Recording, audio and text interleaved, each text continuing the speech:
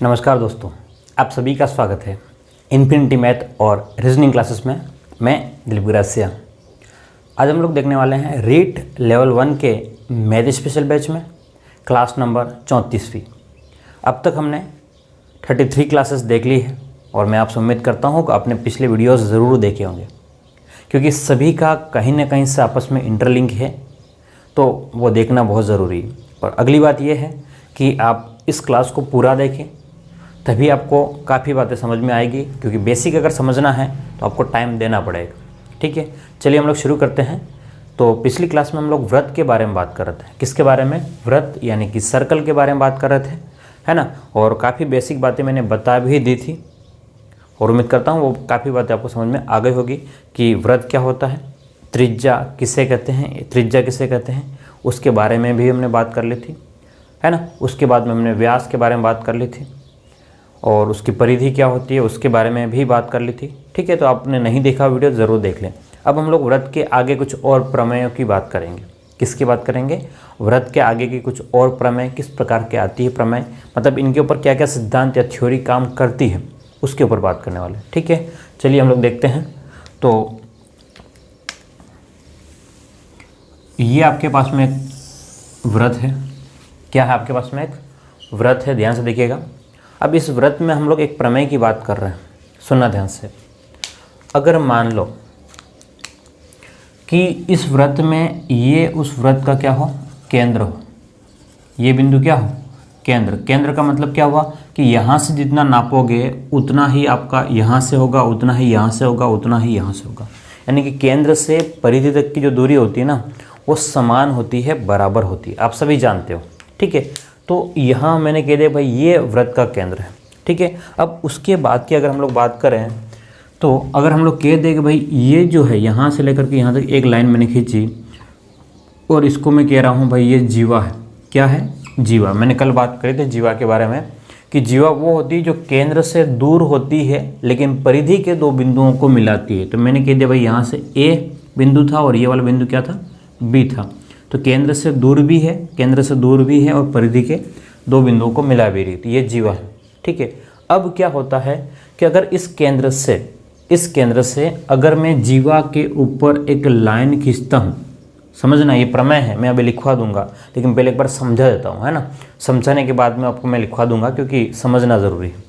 तो इस केंद्र से जीवा के ऊपर अगर मैं 90 डिग्री लाइन खींचता हुआ, मतलब इस प्रकार से ये लाइन खींचूँ तो ये 90 डिग्री अगर बनाता है, क्या 90 डिग्री अगर बनाता है, तो ये वाला जो बिंदु होगा ना, ये वाला, वो इस वाली जीवा को बराबर दो भागों में बांट देगा, समद्विभाजित करेगा। क्या करेगा? ये जो लाइन जो आएगी 90 डिग्री अगर 90 डिग्री बनाते हुए होना, 90 डिग्री होना ज़रूरी है। अगर 90 डिग्री बनाते हुए अगर मैं लाइन खींचूंगा तो इस जीवा को दो बराबर भागों में बांट देगा। दो बराबर भागों में बांटने का मतलब क्या है?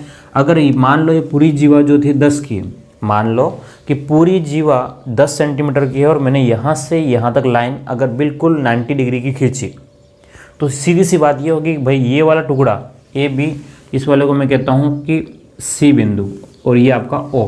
तो ए सी और सी बी जो है वो बराबर होंगे, एक बात, और दो मतलब समद्विभाजित हो जाएंगे, बराबर टुकड़े हो जाएंगे। ठीक है, तो ये आपके पास में प्रमेय है। तो मैं इस प्रमेय को लिखवा देता हूँ, आपकी प्रमेय करके ही लिख लेना आप लोग, या थ्योरम करके लिखो, जैसे भी आपकी मर्जी हो। व्रत के केंद्र से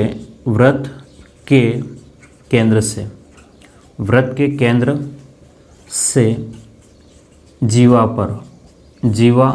पर खींची गई लंबवत रेखा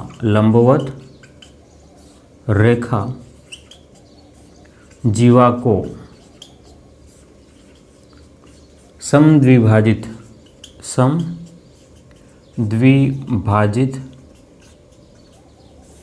करती है। क्या मेरी बात को आप लोग समझ पा रहे हो? मैं क्या कर रहा हूँ, व्रत के केंद्र यानी कि ये वाला व्रत के केंद्र से जीवा पर अगर हम लोग मान लो 90 डिग्री बनाते हुए कोई रेखा खींचें तो जीवा को दो बराबर भागों में बांट देती है। अगर गणित की भाषा में और इसको लिखना चाहें तो ये ओ सी रेखा जो है, ओ सी रेखा जो है वो लंबवत है। आपको सिर्फ इतना भी दिया हुआ पूरी परिभाषा नहीं लिख करके मिले तो आपको इस टाइप से लिखा हुआ मिलेगा। ओ सी जो है वो लंबवत है, ये निशान क्या है 90 डिग्री का।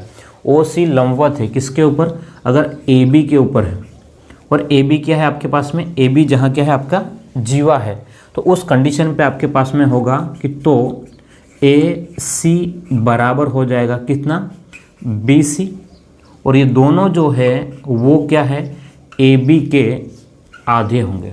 बात समझ रहे हो, ये बात बिल्कुल ध्यान में रखना कि ए सी और बी सी जो है वो बराबर होंगे एक बात, और दोनों को दोनों क्या होंगे ए बी के आधे होंगे। ठीक है, अब इसके ऊपर प्रश्न किस प्रकार से बन सकता है, आपसे क्या कहेगा क्वेश्चन, ध्यान से देखिएगा कि क्वेश्चन क्या कह दिया कि भाई ए बी रेखा जो है, ए बी रेखा जो है वो 20 सेंटीमीटर है।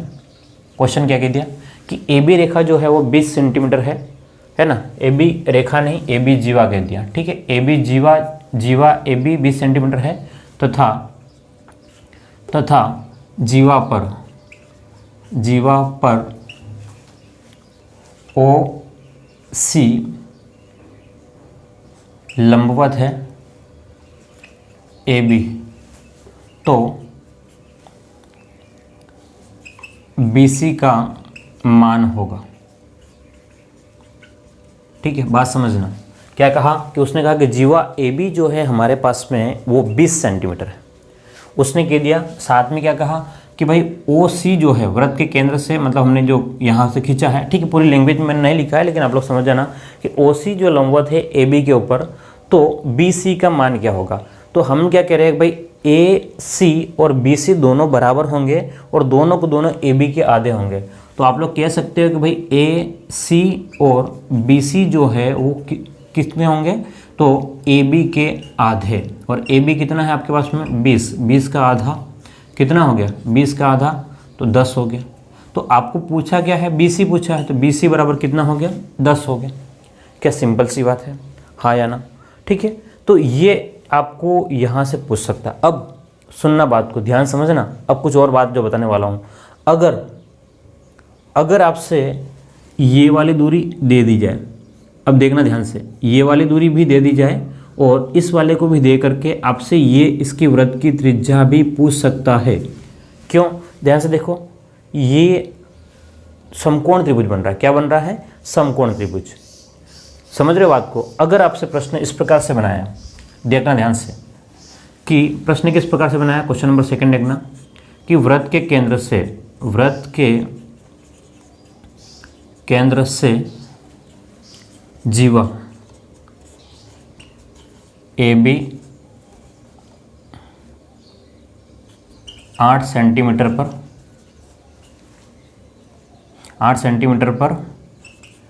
3 सेंटीमीटर की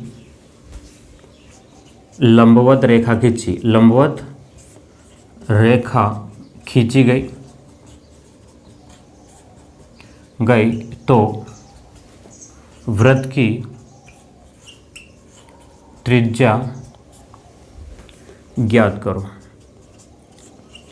बात समझ रहे हो, ये क्वेश्चन दे दिया क्या कि वृत्त के केंद्र से जीवा ए बी जो 8 सेंटीमीटर की है, इसके ऊपर 3 सेंटीमीटर की लंबवत रेखा खींची गई तो वृत्त की त्रिज्या क्या हो जाएगी। अब हमको त्रिज्या उसने नहीं दी है, तो वृत्त की त्रिज्या का मतलब इसने ये वाला भाग पूछा है या फिर ये वाला भाग पूछा है।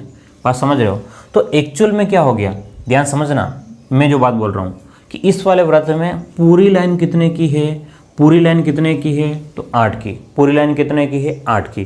तो ए बी कितना है, 8। तो ए बी से हम लोग ए सी निकाल सकते हैं या नहीं निकाल सकते हैं, ए सी भी निकाल सकते हैं और बी सी भी निकाल सकते हैं। तो हमने कहा भाई कि हमारे पास में ए सी और बी सी जो है दोनों के दोनों जो है वो ए बी के आधे होंगे। तो ए बी कितना है, 8 का आधा, तो हमारे पास में कितना आ गया रे, 4 आ गया। कितना आ गया, 4 आ गया। ठीक है, तो इसका मतलब ये वाला भाग जो आपका 4 है और ये वाला भाग भी कितना है, 4 है। ठीक है, तभी हो गया। अब उसके बाद में क्या कह रहा है कि भाई 3 सेंटीमीटर की लंबवत रेखा खींची गई किसके ऊपर, ए बी के ऊपर, यानी कि ये जो भाग है यहाँ से लेकर के यहाँ तक का कितना है, 3 सेंटीमीटर का। समझ रहे हो। ओ सी जो है वो कितना है आपका, 3 सेंटीमीटर। अगर वो 3 सेंटीमीटर है तो आपके पास में इस प्रकार से एक समकोण त्रिभुज बन जाता है। क्या बन जाता है, एक समकोण त्रिभुज। समकोण त्रिभुज बनता है तो ये आपका 4 हो गया, ये आपका 3 हो गया। तो क्या ये वाली भुजा आप लोग नहीं निकाल सकते हो कर्ण? हाँ या ना? निकाल सकते हैं हम लोग कर्ण। ये आपका क्या हो जाएगा? आधार हो जाएगा और ये आपका क्या हो जाएगा? लंब हो जाएगा। ठीक है, तो आपको कर्ण निकालना है। क्या निकालना है? कर्ण। तो कर्ण बराबर आधार का स्क्वायर प्लस लंब का स्क्वायर और उसका वर्गमूल होगा। तो आधार कितना है भाई? आधार कितना आपके पास में? 4।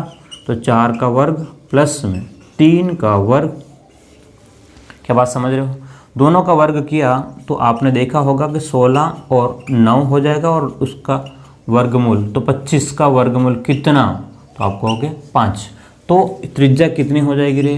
5 हो जाएगी। ठीक है, ये समझाने के लिए बात करी है मैंने। ठीक है, आप डायरेक्टली इस प्रश्न को कर सकते हैं। कैसे? ये 3 हो गया, ये 4 हो गया। तो मैंने ट्रिपलेट का नियम बताया था भाई कि आधार कर्ण अगर ऐसा हो 3 4 हो तो ये 5 हो जाएगा सीधा। ठीक है, अगर 6 और 8 हो तो ये होगा आपके पास में कितना हो जाएगा? 10 हो जाएगा। ठीक है, ऐसा कुछ मैंने बता रखे हैं पिछले वीडियोस में, आप लोग वहाँ से ज़रूर देख लीजिएगा। तो ये इस टाइप से प्रश्न इसके ऊपर बन सकता है, इस प्रमेय के ऊपर। ठीक है, अभी मैं प्रश्न नहीं करवा रहा हूँ, बात समझना। अभी मैं सिर्फ थ्योरी समझा रहा हूँ। थ्योरी में एक एक एग्जाम्पल इसलिए बता रहा हूँ ताकि आपको थोड़ी बातें और अच्छे से समझ में आ जाए। ठीक है, हम लोग क्वेश्चनों को अलग से प्रैक्टिस करेंगे। सब बड़े बड़े क्वेश्चन भी देखने वाले हैं, जो रेट में आ चुके हैं उनको भी देखने वाले हैं। बात समझ रहे हो? हर एक बात को हम लोग समझने वाले हैं, लेकिन बस टाइम चाहिए मुझे, टाइम आपको देना पड़ेगा। ठीक है, अगर सिलेक्शन चाहिए तो टाइम तो देना पड़ेगा। और ख़ास बात कि अगर आप लोग चैनल पर नए हों, पहली बार हो और आपको समझ में आ रहा है तो इसको लाइक ज़रूर कीजिएगा। ठीक है, क्योंकि मेरे एक वीडियो में 3000 से ज़्यादा व्यूज़ है और उसमें 50 लाइक नहीं है यार। मतलब कभी कभी ऐसा लगता है कि यार मैं आपके लिए इतना कर रहा हूँ तो आप मैं एक लाइक तो कर दीजिए भाई। लाइक करने से मुझे ऐसा लगता है कि भाई आपकी अटेंडेंस हो रही है, मान के चलो। लाइक का मतलब क्या? सिर्फ आपकी अटेंडेंस है। कमेंट का मतलब आपकी अटेंडेंस है कि भाई लाइक करो, कमेंट करो भाई सर ये चीज़ है, ऐसा है, पसंद आ रहा है तो हाँ सर पसंद आ रहा है, नहीं आ रहा तो सर यहाँ हमको और सुधारने की ज़रूरत है या हमको और समझाओ। ठीक है, तो मैं उसमें और आपको बताऊँगा। मैं कोशिश ये कर रहा हूँ कि आपको फ्री में अच्छा मटेरियल मिल जाए, है ना, ताकि कोई ये नहीं कहे यार कि हम लोग कोचिंग नहीं गए, ये नो 100 बहाने ख़त्म हो जाए। ठीक है, तो यस आप मेरे साथ में बने रहिए, सब्सक्राइब कीजिए और शेयर भी कीजिए भाई, और 10 लोगों को और शेयर कीजिए, है ना, ताकि उसमें मुझे फ़ायदा है कि कम से कम मेरे साथ में लोग बढ़ेंगे, है ना, तो मुझे लगेगा इतने लोग पढ़ रहे हैं। ठीक है, चलिए हम लोग देखते हैं आगे।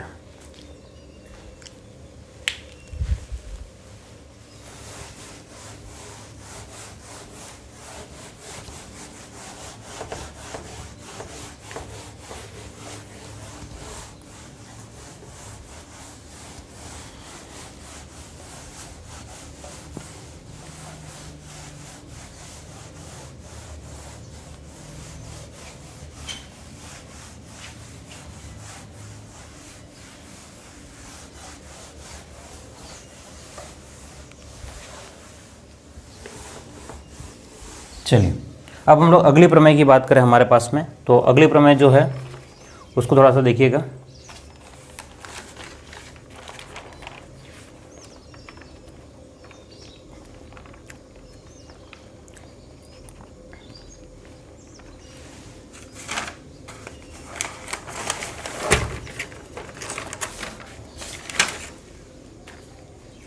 चलो, तो अब हम लोग बात कर रहे हैं प्रमेय सेकंड की। सेकंड प्रमेय क्या है, समझना बात को, कि मैं ये बात कर रहा हूँ कि अगर वृत्त की जीवाएं समान है, क्या कह रहा हूँ, अगर वृत्त की जीवा समान है तो केंद्र से बराबर दूरी पर होगी। समझ में आया? नहीं आया? अब देखो, मान लो ये आपके पास में वृत्त है, ये क्या है आपके पास में? एक वृत्त है।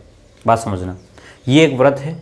मैं क्या कह रहा हूँ कि अगर जीवा की लंबाई समान है तो केंद्र से भी समान दूरी पर होगी। बात को समझो, मान लो ये आपका केंद्र है, मैं कह रहा हूँ भाई जीवा की लंबाई समान, तो मैंने एक जीवा ये बना दी। क्या बना दिया? ए बी एक जीवा बना दी है, और अगली जीवा जो है मैंने बनाई कौन सी? C D. बात को समझना, अभी दोनों चित्रों को मैंने एक दूसरे के सामने रखा है, अभी थोड़ा सा हम लोग उसको बदलेंगे, है ना, स्थिति को बदलेंगे, लेकिन पहले एक बार जो नॉर्मल सी बात है वो समझ जाओ। मैं क्या कह रहा हूँ कि अगर जीवा समान है, मैंने क्या बोला कि जीवा, कौन सी जीवा भाई? ए बी जीवा बराबर है किसके? जीवा सी डी के। ए बी और सी डी जीवाएँ आपस में अगर बराबर है, अगर दो जीवाएँ बराबर है तो केंद्र से जो दूरी है, केंद्र से दूरी मतलब केंद्र से यहाँ से दूरी का मतलब बिल्कुल 90 डिग्री ही बनता है। केंद्र से जितना दूर है ये भी उतना ही होगा। अब हो सकता है चित्र में थोड़ा सा आपको ऊपर नीचे दिखाई दे, हो सकता है चित्र में थोड़ा सा ऊपर नीचे दिखाई दे, टेंशन लेने की ज़रूरत नहीं है। तो कहने का मतलब है कि ये अगर मान लो P और इसको Q कहे और इसको O कहे, तो अगर AB जीवा और CD जीवा बराबर है तो OP बराबर हो जाएगा किसके? OQ के। क्या मेरी बात को समझ रहे हो? मैं क्या कह रहा हूँ, अगर वृत्त की कोई भी दो जीवाएं, दो या ज़्यादा भी हो सकती हैं, अगर जीवाएं बराबर है तो केंद्र से बराबर दूरी पर होगी, है ना। अब इस चित्र में क्या है कि यहाँ से अगर आपको देखोगे तो ऐसा दिखाई देगा, हाँ तो बराबर दिख रहा है भाई। कहने का मतलब ये जितना दूर होगा उतना ही दूर ये होगा। बात समझ रहे हो? लेकिन समझना, प्रश्न इस टाइप से बना हुआ आएगा। किस प्रकार से? ये चित्र ऐसा आपको नहीं दिखाई देगा। आपको चित्र किस प्रकार से दिखाई देगा? इस टाइप से दिखाई देगा। ध्यान से देखना। अगर आपको कह दिया भाई ये जो है वो AB जीवा दे दिया और यहीं से आपको क्या कह दिया, C और D जीवा दे दिया, ठीक है। और अब इसके ऊपर 90 डिग्री बना दिया और इसके ऊपर भी 90 डिग्री बना दिया। बात समझना, ये दोनों, इसमें भी क्या है, AB जीवा जो है वो बराबर है, AB जीवा जो बराबर है किसके? CD के। यहाँ पर भी है जीवा AB जो है वो CD के बराबर है। लेकिन यहाँ ध्यान से देखना, चित्र आपको कंफ्यूज करेगा। है बात भाई, यही बात है भाई। ये लाइन जो इधर से थी, इस वाली लाइन को ही तो मैंने घुमा के उधर लेके गया, है ना। तो बात यही है, दोनों में सेम चीज़ है। बस आपको ये पता होना चाहिए, ये बात पता होना चाहिए कि अगर जीवाएं बराबर है तो केंद्र से दूरी जो है ना, उसकी केंद्र से दूरी जो है वो क्या होगी, आपस में हमेशा बराबर रहेगी। तो आप लोग प्रमेय सेकंड करके लिख लें, प्रमेय सेकंड करके लिख लें कि समान जीवाएं केंद्र से समदूरस्थ होगी। समान जीवाएं केंद्र से समदूरस्थ होगी। कहने का मतलब जैसे कि मैंने कहा कि भाई AB अगर बराबर है, AB बराबर है किसके? CD के, तो केंद्र से भी क्या हो जाएगी, बराबर दूरी पर होगी, समदूरस्थ होगी। ये पॉइंट आप बिल्कुल ध्यान में रखें। ये दोनों चित्र आप लोग बना लें ताकि आप कंफ्यूज ना हो, ठीक है। अब अगर आपसे कहता है, क्या कहता है, ध्यान से देखना कि AB बराबर है किसके? ध्यान से देखना, AB बराबर है CD के यदि AB बराबर है CD के यदि इसको हम लोग कहते हैं OP और Q। यदि OP बराबर 3 सेंटीमीटर है तो OP बराबर 3 सेंटीमीटर है तो CD की लंबाई ज्ञात करो, ठीक है। इस टाइप से कह दिया कि OP अगर 3 है तो CD कितना हो जाएगा, ठीक है। तो मतलब सिर्फ समझने वाली बात मैं बता रहा हूँ अभी, है ना, ठीक है। इसका आंसर निकालने की कोशिश मत करना, फिर कंफ्यूज हो जाओगे, ठीक है। मैं कह रहा हूँ भाई ये 3 है तो ये भी 3 हो जाएगा, ठीक है। तो ये यहाँ से अगर ये 3 है तो भाई इसकी लंबाई हम लोग निकाल लेंगे, भाई कितना लंबाई आ रहा है ना। समकोण कर्ण जो भी नियम लगा करके, हमको थोड़ा कुछ और चीज़ होनी चाहिए इसमें, लेकिन वो चीज़ नहीं है। तो आप कंफ्यूज होने की बात नहीं है कि बस ये जितना होगा उतना ये होगा, ये वाला भाग जितना होगा उतना ये होगा, तो आधा भाग जितना होगा उतना आधा ये, है ना। तो सभी चीज़ें सेम हो जाएगी, सभी बातें सेम हो जाएगी। बस इसको ध्यान में रखना कि अगर जीवा समान है, क्या कह रहा हूँ मैं, अगर जीवा समान है तो केंद्र से जितना दूर होगी, ठीक है, बराबर होगी। अगर दूसरी बात, केंद्र से समदूरस्थ होगी। दूसरी बात, इसका उल्टा भी कह सकता है, क्या कि दो जीवाओं की केंद्र से दूरी बराबर है। क्या कहा कि भाई इसकी और इसकी जो दूरी जो है वो बिल्कुल बराबर है, तो जीवाएं बराबर हो जाएगी। बात समझना इसका कि जीवाएं, मैं क्या कर रहा हूँ कि जीवाएं अगर बराबर है, अगर ये वाले जीवा और ये वाले जीवा अगर बराबर है तो केंद्र से दूरी बराबर होगी। दूसरी बात ये है कि अगर इसका उल्टा कि केंद्र से दूरी बराबर है तो जीवा बराबर हो जाएगी। बात क्लियर है? बस इसमें कंफ्यूज होने की ज़रूरत नहीं है। अब हम लोग आगे बढ़ें, चलो अगली प्रमेय देखिए हम लोग।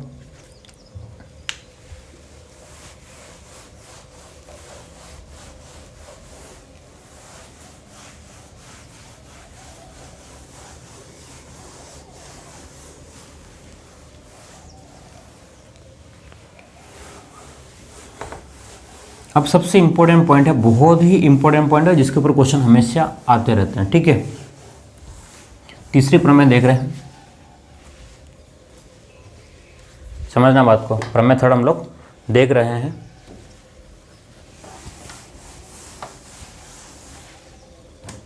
प्रमेय थर्ड, चित्र समझना एक बार। ये मान लो हमारे पास में क्या है, एक व्रत है। क्या है, एक व्रत है, ठीक है। अब इस व्रत में मैं ये कह रहा हूं कि मेरे पास में एक जीवा आ गई। कौन सी जीवा, ए बी जो जीवा है मेरे पास में, ध्यान से देखना। मेरे पास में जीवा कौन सी है, जीवा जो है वो ए बी। ये व्रत का क्या है, आपका केंद्र है। ओ लिखो या सी, तो हम लोग जनरली ओ से लिखते हैं।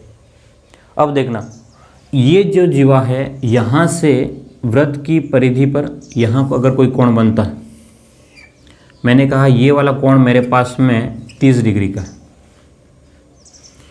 इस जीवा से इसके ऊपर कोण जो बन रहा है वो 30 डिग्री का है, तो ये वाला कोण कितने का होगा, बात समझना। अब धीरे धीरे हम लोग अपना लेवल को बढ़ा रहे हैं, धीरे धीरे क्या कर रहे हैं, अपने लेवल को बढ़ा रहे हैं, ठीक है। ये वाला कोण मतलब ये x का कोण क्या है, ये वाला नाप भाई कितना होगा बताओ, ठीक है। तो अगर आपको प्रमेय याद है तो बहुत सरल है, प्रमेय अगर याद हो जाती है तो बहुत सरल है, और न अगर याद नहीं आती तो आपका क्वेश्चन जाएगा, डूब जाएगा, कुछ भी नहीं कर पाओगे, ठीक है। तो समझना कि हमारे पास में जीवा क्या है, ये जीवा है ना। तो इस जीवा से, सुनना ध्यान से, किसी भी एक जीवा से परिधि पर जितने भी कोण बनेंगे सब आपस में बराबर हो जाएंगे। परिधि पर जितने भी कोण बनेंगे किसी एक जीवा द्वारा, परिधि पर बनने वाले कोण समान होंगे। याद रहेगा, किसी भी एक जीवा के द्वारा परिधि पर बनने वाले कोण समान होंगे। वो परिधि पर यहाँ कोण बने, यहाँ बने, यहाँ बने, यहाँ कहीं पर भी बने, पर जीवा एक ही है, उभयनिष्ठ जीवा है, कॉमन जीवा है, ठीक है। सब में एक ही आ रही है, तो कोण भी क्या होंगे, समान होंगे। मैं क्या कह रहा हूँ, मतलब आपके पास में अगर मान लो ए बी, जिसको हम लोग कहे पी और क्यू, तो कोण पी जो है अगर 30 डिग्री है तो कोण क्यू जो है वो भी कितना हो जाएगा, आपका 30 डिग्री ही होगा। क्यों, क्योंकि जीवा ए बी जो है वो क्या है, आपकी उभयनिष्ठ है। तो एक ही जीवा पर, मैं लिख लेता हूँ यहाँ पर क्या, कि एक ही जीवा से व्रत की परिधि पर बनने वाले कोण, एक ही जीवा से व्रत की परिधि पर बनने वाले कोण समान होंगे। क्या होंगे, समान होते हैं। बात समझ रहे हो, क्या बात बोली मैंने, कि अगर व्रत की जीवा क्या है, एक जीवा है, व्रत की क्या है, एक ही जीवा है, और इस जीवा से हम लोग बात करें कि एक ही जीवा से व्रत की परिधि पर बनने वाले कोण जो होंगे, कितने भी कोण बनेंगे, सब के सब आपस में क्या हो जाएंगे, बराबर हो जाएंगे। चाहे यहाँ से हम लोग कह दें, क्या कह दें, ये वाला कोण है ना x, इसको y कह दिया तो आपके तो भी बराबर होगा। यहाँ से हमने कोण बना दिया इधर कहीं, ठीक है, तो ये आपके पास में हमने इसको कह दिया z। तो कितने भी कोण बना दो आप, कितने भी कोण बना दो, सभी के सभी क्या हो जाएंगे, आपस में बराबर होंगे, ठीक है। तो अब आपसे प्रश्न किस प्रकार से पूछा जा सकता है, ध्यान से देखो। क्वेश्चन पहला ध्यान से सुनना कि एक व्रत की जीवा ए बी द्वारा परिधि पर अलग अलग जगह कोण बनाया गया है। परिधि पर अलग अलग बिंदुओं पर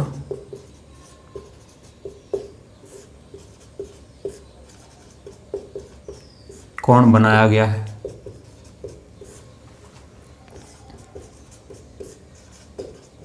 तो कोणों के मान ज्ञात करो। इस टाइप से बस आपको बोल दिया, और जहां आपको कह दिया साथ में, जहां ए बी बराबर 15 सेंटीमीटर और कोण पी बराबर 45 डिग्री। ध्यान समझना, कोण बी बराबर कितना है, 45 डिग्री, ठीक है। या इस टाइप से 45 डिग्री अगर आपको देता है तो आप क्या करोगे, चित्र बनाओगे। पहले क्या करोगे, एक चित्र बना दिया, थोड़ा शाही खत्म हो रही है, मैं इसको चेंज कर लेता हूँ, ठीक है। ध्यान समझना, आपने पहले क्या किया, एक चित्र बना दिया, थोड़ा डार्क कर लेते हैं,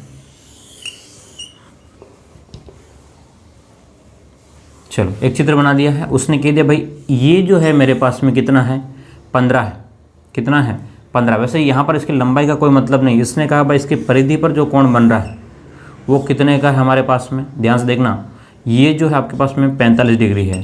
तो अब इस वाले बिंदु से ए बी से जितने भी कोण बनेंगे, यहाँ से कितने भी कोण बन सकते हैं, कितने भी कोण बन सकते हैं, चाहे एक्स चाहे वाई, कितने भी कोण बनेंगे ना। यही वाला प्रश्न में यहाँ पर और रिपीट किया है मैंने, बस, है ना। इसकी लंबाई से कोई लेना देना नहीं है, चाहे आपको लंबाई दे करके आपको कंफ्यूज करेगा, ठीक है। अब अगली बात ये कहता है कि मान लो यहाँ पर ए बी जो है वो 15 है और त्रिभुज जो है, सुना ध्यान से, ए बी जो 15 है और इस वाले के ऊपर दो कोण जो बने हुए हैं, अगर मान लो ये 30 डिग्री के हैं, ये कोण नहीं देता, समझना बात को। अगर इस वाले त्रिभुज में कोई भी एक त्रिभुज ले करके कहता है कि भाई ये वाला जो कोण है वो 50 है और ये भी 50 है, समद्विबाहु त्रिभुज है, तो अगर मान लो ये वाला समद्विबाहु है तो ये 50 है, ये 50 है, तो बचा हुआ कोण कितने का होगा, तो आपको हो गया ये 80 का है। तो बाकी अन्य दो कोण कितने के हो जाएंगे, तो ये भी 80 का होगा और ये भी 80 का। सभी त्रिभुज क्या हो जाएंगे आपके, समद्विबाहु, क्योंकि शीर्ष पर जो कोण बनेगा, शीर्ष पर जो कोण बनेगा वही कोण बाकी जगह भी बनेगा। शीर्ष पर जो कोण बनेगा ना, वही कोण क्या होगा आपका बाकी जगह बनेगा। ध्यान रखिएगा हमेशा, वृत्त की एक ही जीवा से वृत्त की परिधि पर जितने भी कोण आपके बन रहे हैं वो सभी के सभी आपस में क्या हो जाएंगे, बराबर हो जाएंगे। क्लियर है बात, कि इंपॉर्टेंट प्रमेय है।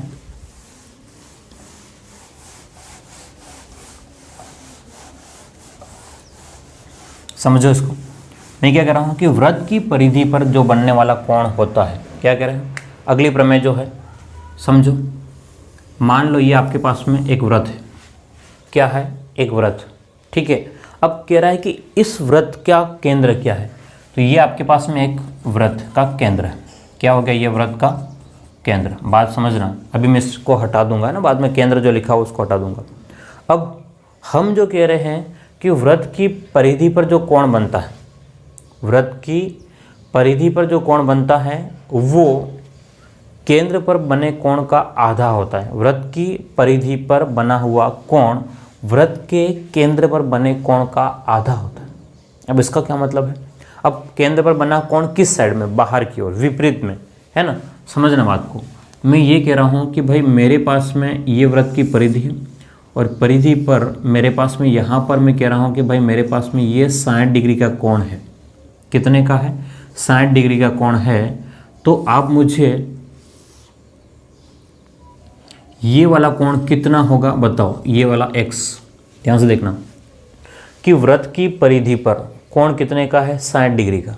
तो ये यहाँ पर जो कोण बना, इधर वाला नहीं, इधर बाहर की ओर, ये इधर, तो इसके विपरीत दूसरी दिशा में, तो ये वाला कोण कितने का हो जाएगा, ये वाला कोण कितने का हो जाएगा मुझे बताइए। तो मैंने क्या कहा कि अगर वृत्त की परिधि पर कोई कोण बना है और वही वाली जो भुजा है ना, वही वाला जो है वो उसका अगर मान लो केंद्र पर कोण बनाएगा, कहाँ पर, केंद्र पर कोण बनाएगा, तो इस वाली परिधि से क्या हो जाएगा, 2 गुना हो जाएगा, परिधि से 2 गुना। तो ये अगर 60 डिग्री का कोण बन रहा है तो ये वाला कोण कितने का हो जाएगा, 120 डिग्री का। बात को समझिएगा अभी थोड़ी देर, बात को समझें, ठीक है। ये 60 का है तो ये कितने का हो गया, 120 डिग्री का। अगर आपसे कहता है भाई ये 30 डिग्री का है तो ये कितने का हो जाएगा, 60 डिग्री का। अगर आपसे कहता है ये 50 का है तो ये कितने का होगा, 100 का होगा। अगर आपसे कहता है कि ये जो है वो 170 का है, सॉरी 170 बड़ा हो जाएगा, आप कह दो भाई ये जो है 120 का है, तो बचा हुआ कोण कितने का होगा, ये वाला परिधि पर, तो 60 डिग्री का। इसका उल्टा, ये 2 गुना है तो उसका आधा हो जाएगा, ये है तो इसका 2 गुना हो जाएगा, ठीक है।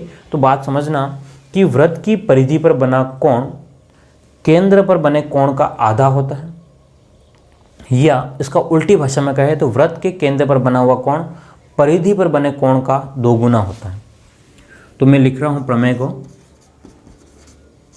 वृत्त के केंद्र पर, वृत्त के केंद्र पर बना कोण, वृत्त के केंद्र पर बना कोण परिधि पर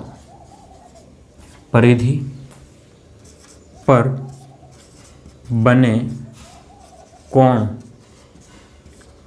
का 2 गुना होता है। क्या कह रहा हूं? वृत्त के केंद्र पर, वृत्त के केंद्र पर बना हुआ कोण, वृत्त के केंद्र पर बना हुआ कोण परिधि पर बने कोण का 2 गुना होता है। अब अंदर की ओर मत बना लेना, क्योंकि अंदर की ओर उस नहीं, बाहर की ओर। ठीक है, मैं यहां लिखता हूं बाहर की ओर, बाहर की ओर, मतलब एक दूसरे के विपरीत भी कह सकते हो आप लोग, बाहर की ओर या विपरीत को। ठीक है, अब आपसे प्रश्न क्या कह सकता है, ध्यान से देखना। इसी प्रमेय का हम लोग उपयोग करेंगे, अभी इसी प्रमेय का हम लोग उपयोग करेंगे और इस वाले को लिखेंगे किस प्रकार से, ध्यान से देखना। मान लो ये वृत्त का व्यास हो गया, आधा वृत्त हो गया, तो यहाँ पर कोण जो है मैं क्या कह रहा हूँ 90 डिग्री बन गया। ये वाला कोण अगर मैं 90 डिग्री कहता हूँ तो ये वाला कोण कितने का हो जाएगा, आपको होगा 90 का 2 गुना, तो 180। ध्यान समझना, ये जो एक त्रिभुज बना हुआ है आधे वृत्त में, यहाँ से अगर हम लोग बात करें तो अर्धवृत्त, क्या है अर्धवृत्त, अर्धवृत्त में बना त्रिभुज। ध्यान से देखना, ये जो त्रिभुज बन रहा है अर्धवृत्त में बना त्रिभुज, यहाँ पर कितना डिग्री बन रहा है आपका 90 डिग्री। तो अर्धवृत्त में बना त्रिभुज समकोण त्रिभुज होता है।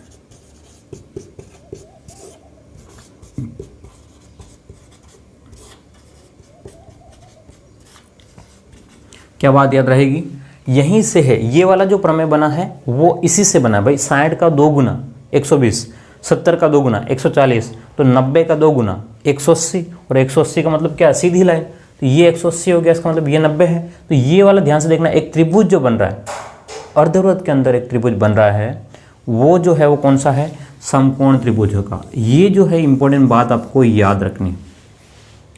क्यों इंपॉर्टेंट बात याद रखनी है, यहाँ से आप कर्ण निकाल सकते हो, है ना। कर्ण का मतलब ये वृत्त की त्रिज्या भी निकाल सकते हो, ये वाला भाग है ना, यहाँ से लेकर के यहाँ तक की लाइन की लंबाई जो है आप लोग पता कर सकते हो, और हम लोग इसके ऊपर भी क्वेश्चन करने वाले हैं। तो ये प्रमेय आप बिल्कुल याद रखना किस प्रकार से, कि भाई वृत्त के आधे वृत्त के अंदर अगर कोई त्रिभुज बनता है तो वो समकोण होगा। समकोण क्यों होगा, तो उस प्रमेय के हिसाब से 90 है तो 90 का 2 गुना 180 हो जाएगा। ठीक है, तो ये आपको याद रखना है। क्लियर है बात, ठीक है। अब हम लोग और आगे बढ़े, अब हम लोग बात कर लेते हैं स्पर्श रेखाओं की बात कर लें। किसकी बात कर लें, स्पर्श रेखा, टेंजेंट।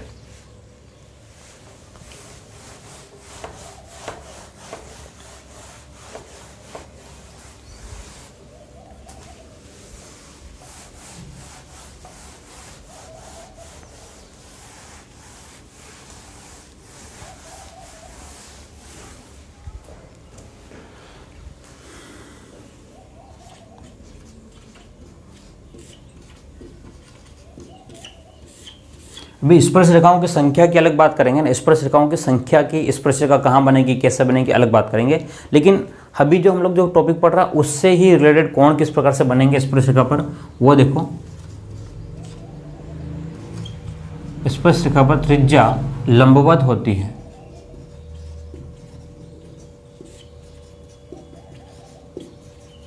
बात समझना। मान लो ये आपके पास में क्या हो, एक वृत्त हो, ये क्या हो आपके पास में एक वृत्त हो, तो इस वृत्त के ऊपर अगर मान लो मैं कोई लाइन जो है, ध्यान से देखना, ये केंद्र है, तो इस लाइन के ऊपर मैं इस टाइप से एक लाइन खींचता हूँ, ये वाले वृत्त को स्पर्श करके जा रही है, तो इसको हम लोग क्या कहेंगे, स्पर्श रेखा। क्या कहते हैं, स्पर्श रेखा कहते हैं, बात समझना।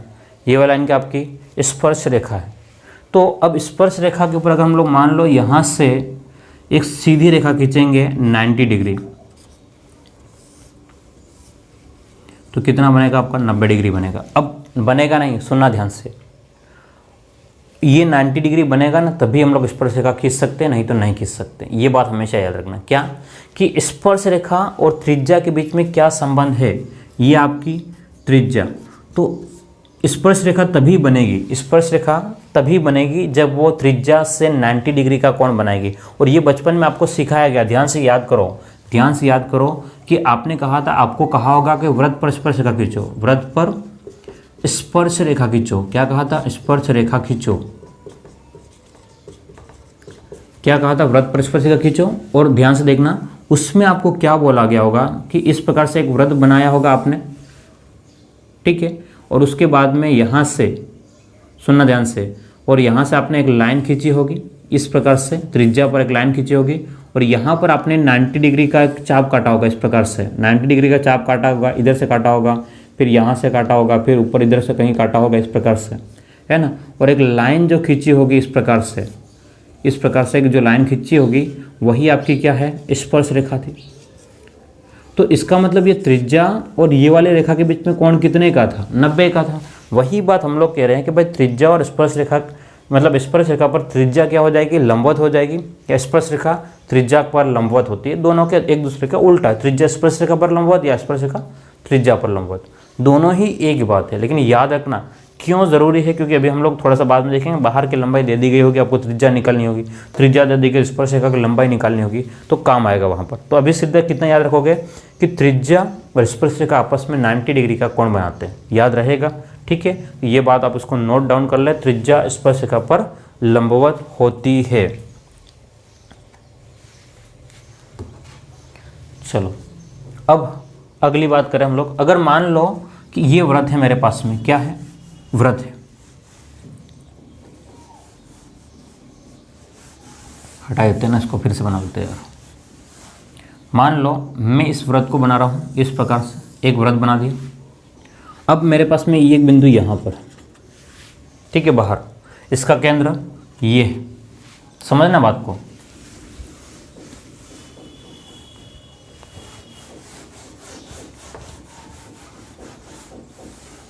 मैं क्या कह रहा हूँ, एक व्रत है जिसका केंद्र O है। अब मैं एक बिंदु, कोई बिंदु P जो है वो बाहर से, अब इस P बिंदु से स्पर्श रेखा खींच रहा हूँ, किसके ऊपर? यहाँ पर। तो क्या हो गया? PQ या PA, ठीक है, और दूसरी स्पर्श रेखा PB, दो स्पर्श रेखा खींची मैंने। P बिंदु से PA और PB दो स्पर्श रेखा खींची, PA PB स्पर्श रेखा है, स्पर्श रेखा है। PA और PB क्या है आपका? स्पर्श रेखा। अगर PA और PB स्पर्श रेखा है तो समझना बात को। मैंने क्या कहा था इससे पहले वाले प्रमेय में कि स्पर्श रेखा 90 डिग्री बनाएगा, है ना, किसके ऊपर? त्रिज्या के ऊपर। ये 90 डिग्री हो गया। तो यहाँ वाली भुजा क्या होती है? उभयनिष्ठ रहेगी। तो इसकी जो भी लंबाई होगी, कौन सी? AP, वही की वही लंबाई जो है वो किसकी होगी? PB की होगी। मैं क्या कह रहा हूँ कि AP की जितनी लंबाई होगी वही लंबाई जो है वो किसकी होगी? BP की। तो हम लोग क्या कह रहे हैं कि बाह्य बिंदु से व्रत पर खींची स्पर्श रेखा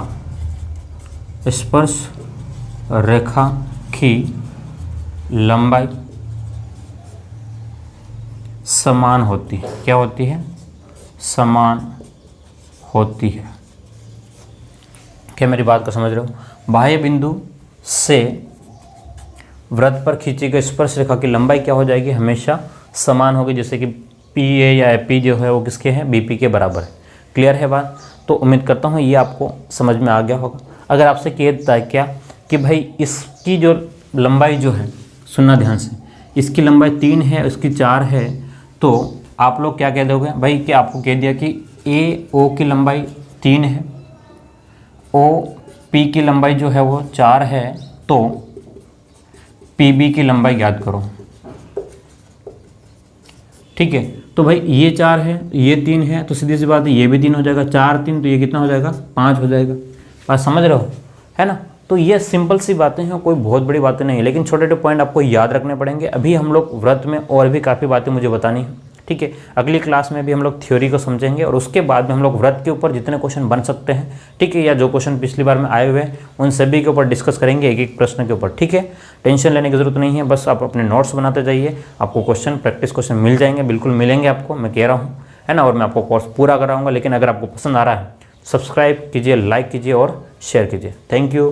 फिर मिलते हैं हम लोग अगली क्लास में।